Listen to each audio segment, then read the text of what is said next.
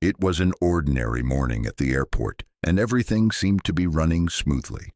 The long lines of passengers shuffled through security, the steady hum of conversations filled the air, and the bright fluorescent lights cast a dull glow over the terminal. Maya, a vibrant and bubbly 8-year-old, was traveling with her mother to visit family in New York. The excitement was evident in her bright smile as she skipped through the crowded airport, clutching her small backpack tightly.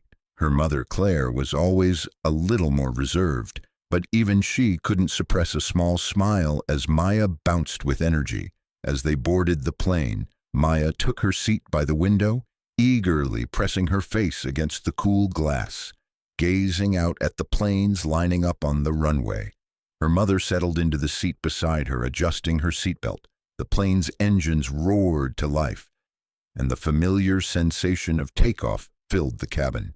For Maya, it was another adventure, another trip to see family, with new experiences waiting at their destination. Across the aisle from Maya, seated in first class, was an older man, neatly dressed in a crisp suit. His name was John Masters, a wealthy businessman, and he had boarded the flight with an air of superiority. To him, the flight was just another business trip, another occasion to sit in the comfort of first class and ignore the world around him. He adjusted his tie and glanced over at the passengers in economy, clearly unimpressed with the layout of the plane. Maya's laughter and chatter, so innocent and full of life, seemed to annoy him from the moment she sat down. She was talking about everything, the sights she was hoping to see in New York, the things she wanted to do with her cousins, the places she wanted to visit. Her excitement was contagious, but for John Masters it was nothing short of a nuisance. His patience wore thin as her voice grew louder with each passing minute, and as the plane climbed higher into the sky, so did his irritation. Maya was blissfully unaware of his growing discomfort. To her, the world was a place of endless possibilities, and nothing could dampen her spirit. She turned to her mother and asked excitedly if she could see the in-flight movie. But to John, this was nothing more than a child who didn't know her place. He muttered under his breath, irritated by the noise. It wasn't long before his irritation turned into something much darker, a cruelty that would soon boil over into an unexpected confrontation. The flight had been peaceful for a while, with Maya's chatter gradually dying down as she sank into her seat, her little head resting against her mother's shoulder. The plane's hum was almost soothing now, and Maya closed her eyes, her excitement slowly turning into drowsiness. Claire, too, relaxed, relieved by the brief moment of quiet. But across the aisle, John Masters' demeanor hadn't changed.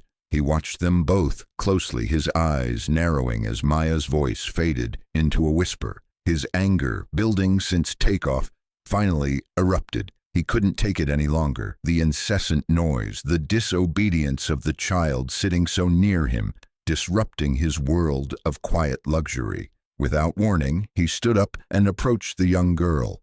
Maya, who had been drifting off to sleep, didn't notice him coming until it was too late.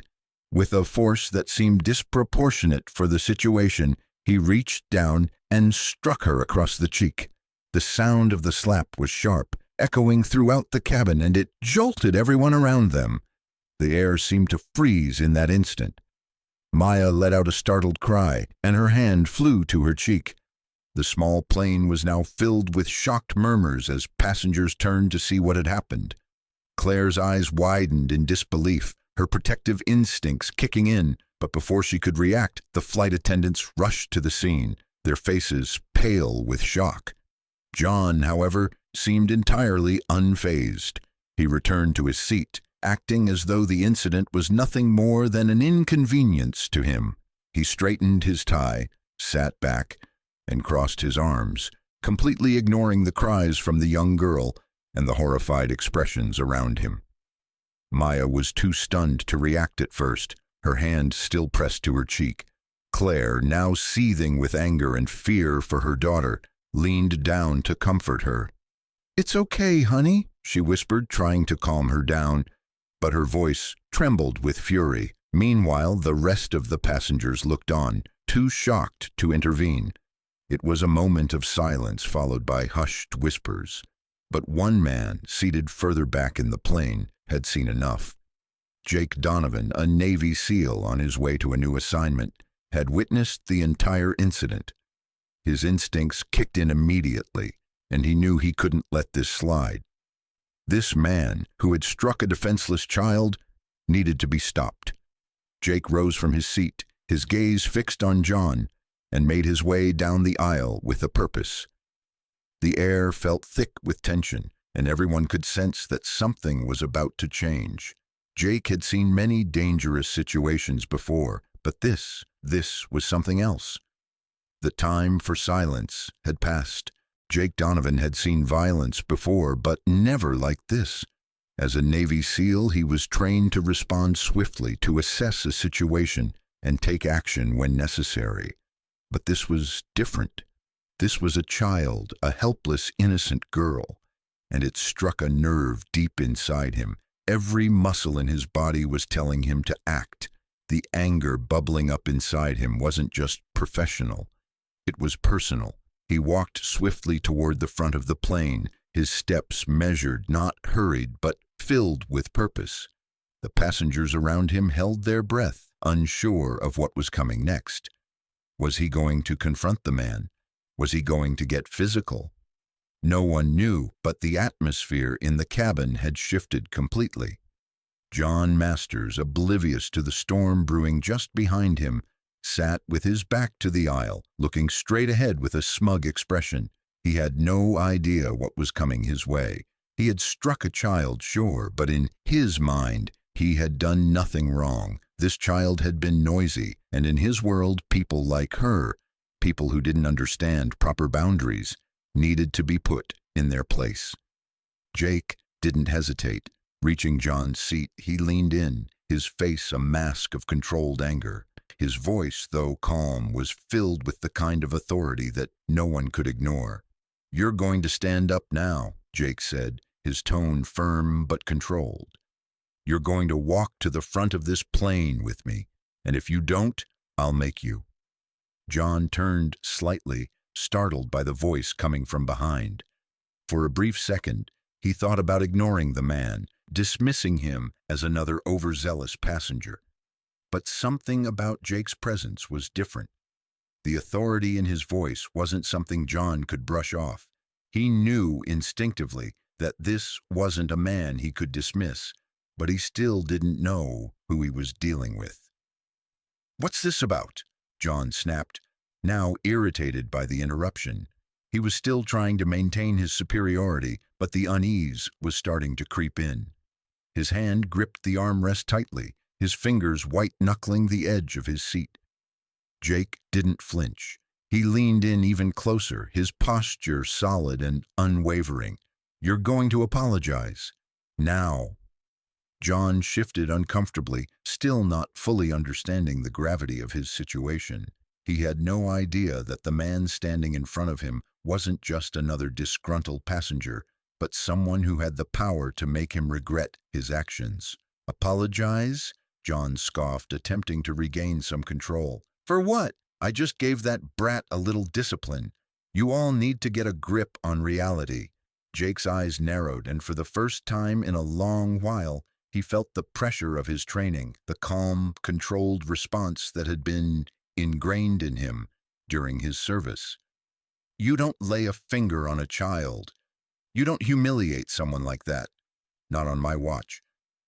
The passengers around them were silent now, watching in stunned silence. Some had started to reach for their phones, already knowing this was a scene that would end up viral. Others were too afraid to get involved, unsure of how the confrontation would play out. But one thing was clear. Everyone was paying attention. John, realizing that his earlier bravado wasn't going to help him here, slowly stood up. His face was a mixture of frustration and confusion. He looked around the cabin, suddenly aware of the eyes that were fixed on him. He didn't want to make a scene, but now he was being forced into one. His heart pounded in his chest as the reality of the situation finally began to sink in. Jake motioned toward the flight attendants who were now gathered at the front. "You're going to walk with me, and we're going to make sure the right people hear about this," he said, his tone no longer calm but authoritative, like a man who had seen the worst in the world and wasn't afraid to stand up for what was right. John, now realizing just how out of his depth he was, nodded reluctantly, his face flushed with anger and embarrassment, but he said nothing. He had already made his mistake, and now he was going to have to face the consequences. Jake motioned for John to follow him to the front of the plane, and together they walked down the aisle. The tension in the cabin was palpable, but there was something else too, a quiet, unspoken sense of justice beginning to take shape. As Jake and John made their way to the front of the plane, the air grew heavier with anticipation. The passengers who had been holding their breath now waited for the next move, unsure of what was going to happen, but fully aware that this was no ordinary flight. John was visibly shaken now, his previously confident demeanor cracking under the weight of the situation. When they reached the front, Jake signaled for the flight attendants to step aside, giving them room to act. The airline staff had been watching from a distance, their expressions uncertain, unsure whether to intervene. But as Jake stood tall and unwavering, they knew there was little they could do to stop him. "Sir, please sit down," one of the flight attendants suggested gently, though her voice trembled slightly. She had seen confrontations before, but this felt different. This wasn't just about customer service.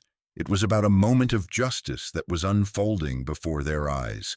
But Jake's attention was focused solely on John. He wasn't interested in excuses or explanations. He needed to make sure this man was held accountable for his actions, not just for Maya's sake, but for the sake of everyone who had witnessed the injustice. As John sat down, trying to regain his composure, Jake finally spoke again. "I think it's time we let everyone know exactly who you are," Jake said firmly, his gaze never leaving the man. He wasn't going to let John hide behind his wealth or status any longer. John looked up at him, confused. "What do you mean?" Jake paused for a moment, letting the weight of his words sink in. "You're not just a businessman. You're a man who needs to learn a very important lesson about how to treat others." John's face contorted in disbelief. "I'm not sure what you're talking about." Jake took a step forward, leaning in slightly. "My name is Jake Donovan, and I'm a Navy SEAL. What I've seen here today won't go unpunished. But let's also add this. Your actions will not be swept under the rug." The words hit John like a ton of bricks. He froze. Navy SEAL. He had assumed Jake was just some regular irritated passenger. But now, with the truth revealed, John felt the weight of the situation bear down on him.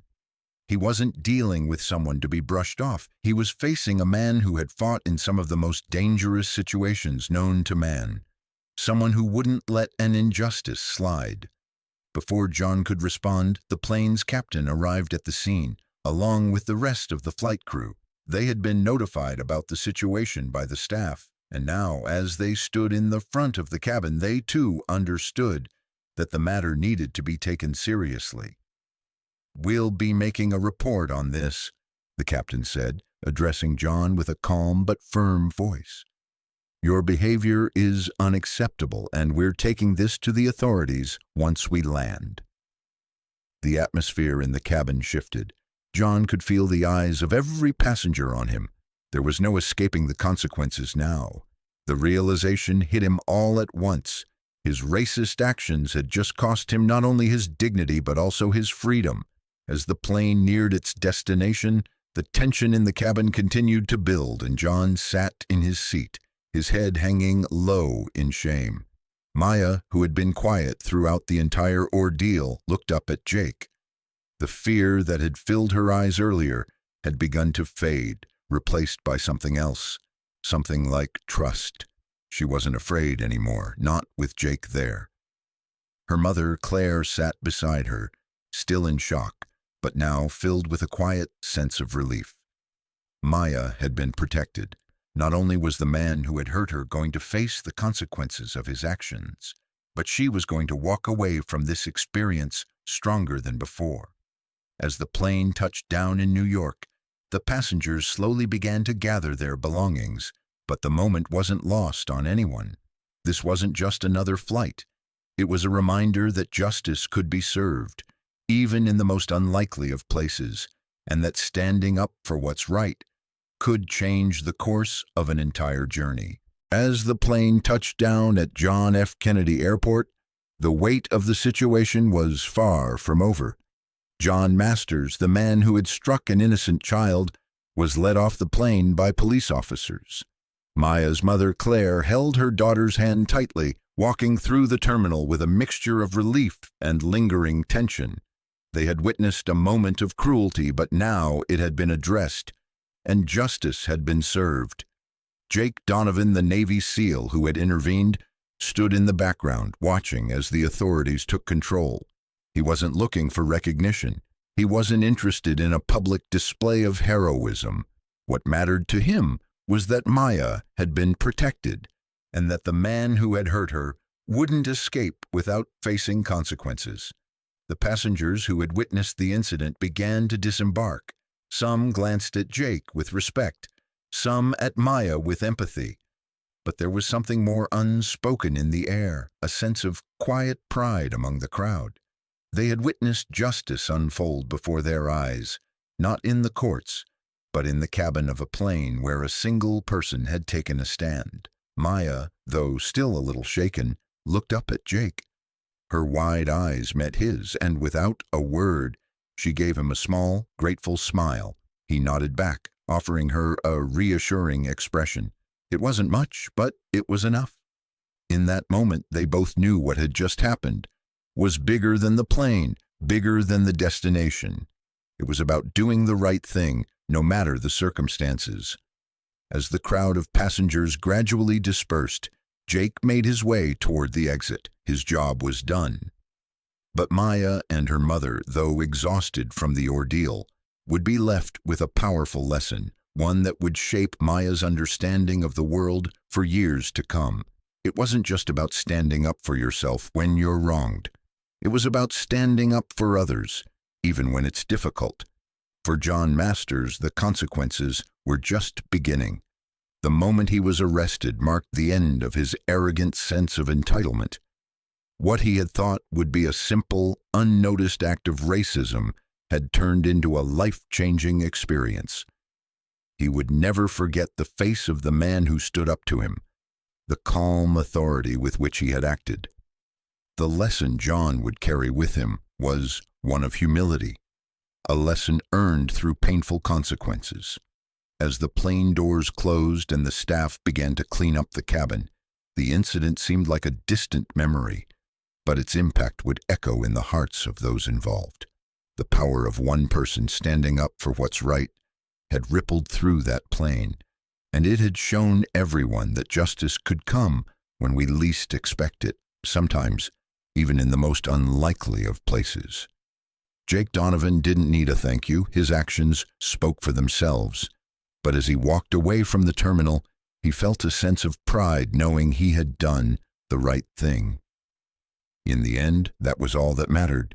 For Maya, for Claire, for everyone who had witnessed it, the world had changed, if only for a moment, for the better.